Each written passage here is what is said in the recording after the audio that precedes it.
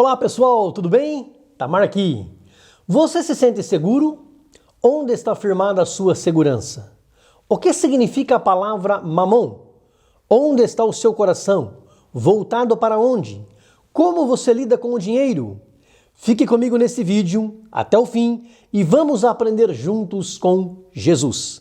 Se ainda não se inscreveu aqui no canal, se inscreva. Já dá um like aí clicando no joinha para que o YouTube possa espalhar para mais pessoas. Vem comigo!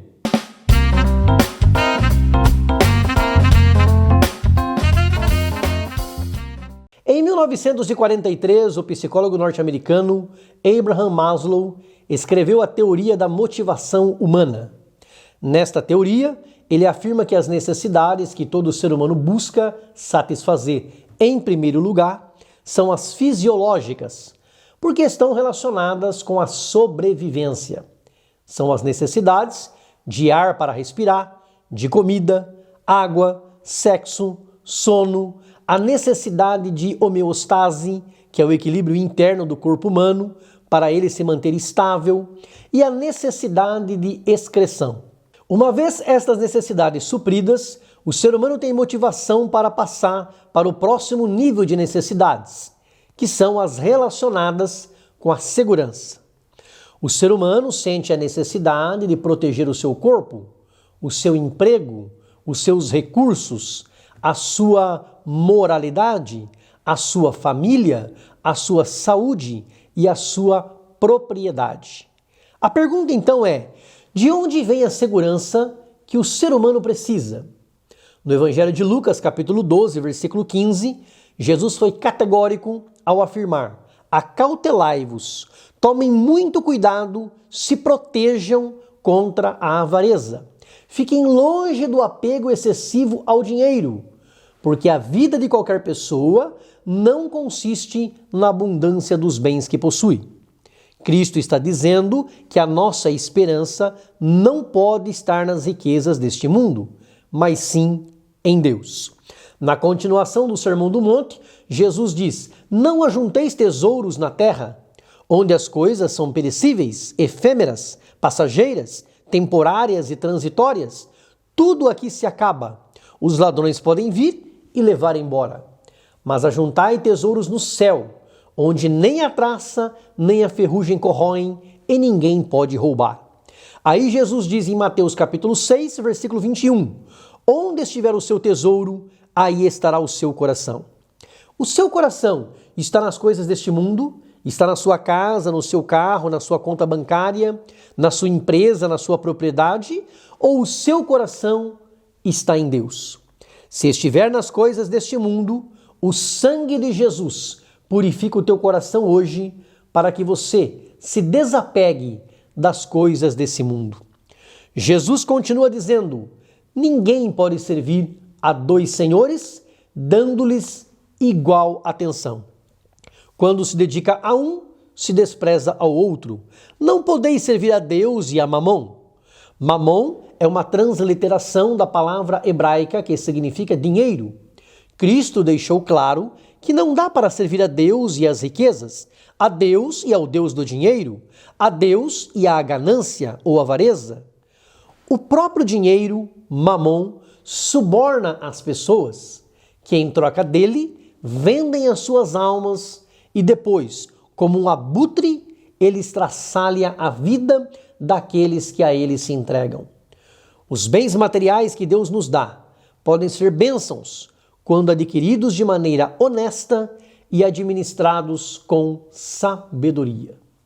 Mas, quando nosso olho é mau e temos neles cobiça, concupiscência, em vez de bênçãos, os bens tornam-se maldição. Por isso, Cristo nos orienta a não andarmos preocupados demais, ansiosos demais, aflitos demais pelas coisas desta vida, correndo como loucos para suprir as nossas necessidades, já que quem supre aquilo que precisamos e nos provê o necessário é Deus. Ele, que cuida das aves dos céus e dos lírios do campo, deve ser a nossa fonte de confiança, segurança e esperança, e jamais os nossos próprios recursos. O apóstolo Paulo diz aos Filipenses, no capítulo 4, versículos 11 e 12: já aprendi a contentar-me com o que tenho. Sei estar abatido e sei também ter abundância. Sei ter fartura e ter fome. Sei ter abundância e sei passar necessidade. A fé de Paulo não estava no dinheiro, nos recursos, nas circunstâncias. Em toda e qualquer situação, sua fé estava em Deus. Ao afirmar que a vida de uma pessoa não consiste na quantidade de bens que possui, Cristo está dizendo que para Deus, não importa se você tem dinheiro ou não tem, se tem casa ou não tem, se tem riquezas ou não tem. Foi Cristo quem afirmou que é muito difícil um rico entrar no céu. E, inclusive, ele contou a história do rico que não foi para lá, ao passo que o mendigo Lázaro foi. Isso não quer dizer que Jesus não salva os ricos. Ele morreu por todos. Mas quando as pessoas se apegam ao dinheiro e têm amor por ele, essa é a raiz de toda espécie de males. Diz a Bíblia na primeira carta a Timóteo, capítulo 6, versículos 7 a 10. Nada trouxemos para este mundo, e manifesto é que nada podemos levar dele. Os que querem ser ricos caem em tentação, e em laço, e em muitas cobiças loucas e nocivas que levam os homens para a perdição e a ruína. Porque o amor do dinheiro é a causa raiz de toda espécie de males. E nessa cobiça, alguns se desviaram da fé e se traspassaram a si mesmos com muitas dores. Notou o que a Bíblia diz? Quando você vai analisar a vida de algumas pessoas que estão espiritualmente na perdição, na ruína, pessoas que se desviaram da fé, você muitas vezes chega à conclusão de que a causa raiz foi o amor ao dinheiro. Porém, isso lá na frente trará dores e sofrimento. O salmista Asaf diz assim no Salmo 73, versículo 2: os meus pés quase que se desviaram. Faltou pouco para os meus pés escorregarem. Aí você pergunta: nossa, Asaf, por quê? Por que você quase se desviou e saiu da presença de Deus? Ele responde no versículo 3: pois eu tinha inveja dos soberbos ao ver a prosperidade dos ímpios. Versículo 12: eles são ímpios e estão sempre em segurança, e as suas riquezas estão sempre aumentando. Mas essa visão de Asaf mudou. No versículo 17 ele diz: até que entrei no santuário de Deus, então eu entendi o fim deles. Aí ele conclui o salmo no versículo 28 dizendo: quer saber? Bom para mim é aproximar-me de Deus. Agora a minha confiança está nele. O salmista Davi diz no Salmo 62, versículo 10: se as vossas riquezas aumentam, não ponhai nelas o coração. Você vai prosperar e ser abençoado em nome do Senhor Jesus. Mas quando isto acontecer, não coloque o seu coração nisso. Não seja como o rico insensato, a quem Deus chamou de louco, dizendo: louco, esta noite te pedirão a tua alma. E o que tens preparado, para quem será? De nada te servirão os teus tesouros na eternidade para onde você vai. Você ajuntou tanto aqui, mas não ajuntou o mínimo para o lado de lá. Jesus então completa em Lucas capítulo 12, versículo 22. Assim é aquele que para si ajunta tesouros e não é rico para com Deus. Louco como este homem é todo aquele que acredita que tudo o que precisa na vida é de dinheiro e bens materiais. Louco é o que acha que a vida consiste nisso, e mais louco ainda é quem vive como se fosse viver para sempre aqui na terra, acumulando riquezas para o futuro e sem se importar com o essencial, a vida depois da morte, a vida eterna. Mude o seu foco hoje, tire o foco das coisas materiais e coloque o seu foco em Deus. A Bíblia diz assim em Eclesiastes capítulo 5, versículo 10: o que amar o dinheiro nunca se fartará de dinheiro, e quem amar a abundância nunca se fartará da renda. Foge dessa vaidade. O dinheiro é bênção, mas o amor a ele é maldição. E quem o ama, como um saco sem fundo, nunca estará satisfeito. É por isso que o apóstolo Paulo disse que era satisfeito com o que tinha, e é por isso que você encontra pobres felizes e ricos infelizes. Pessoas que ganham pouco, mas vivem uma vida muito mais plena do que pessoas que ganham muito. Porque quem ama o dinheiro nunca se farta do dinheiro. Aí vemos que aqueles que idolatram o dinheiro e se apegam às coisas da terra vivem cada vez mais inquietos e ansiosos. Idolatria é tudo que ocupa o lugar de Deus nos nossos corações. O único Senhor do nosso coração deve ser Deus. O segredo está em viver uma vida equilibrada. Precisamos trabalhar para termos o nosso sustento, mas reconhecer que tudo o que conquistamos é Deus quem nos dá.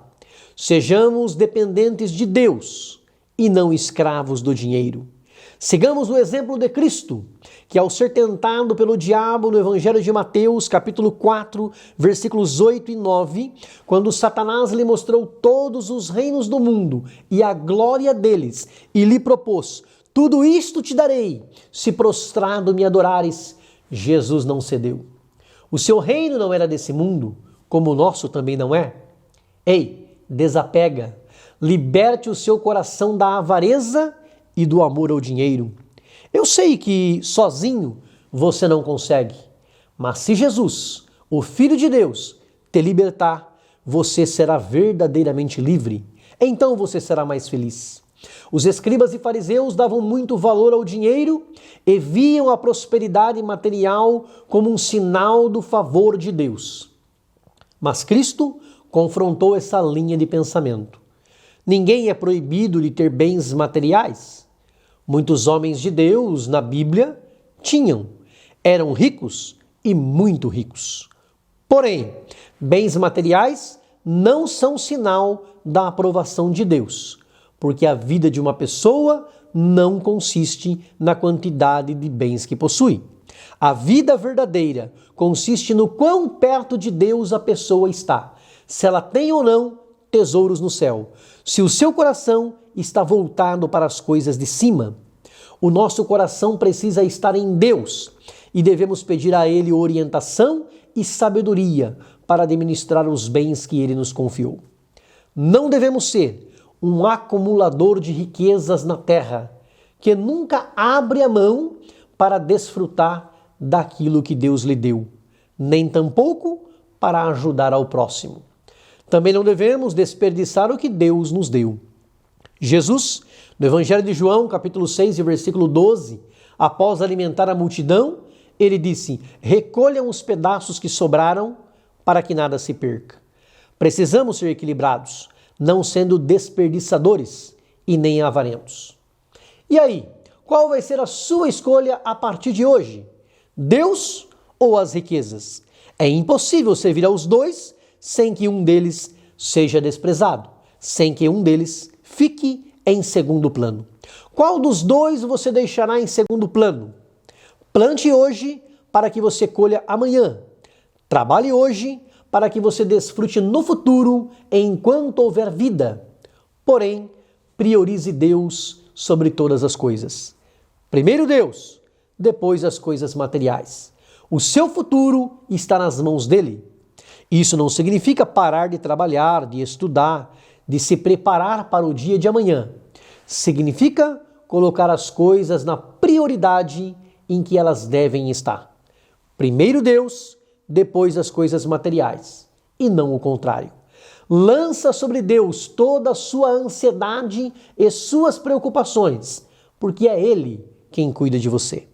Descansa no Senhor, espera nele, confia em Deus, viva uma vida de paz, tranquilidade e calma. Deus está cuidando de você, da tua casa, da tua família.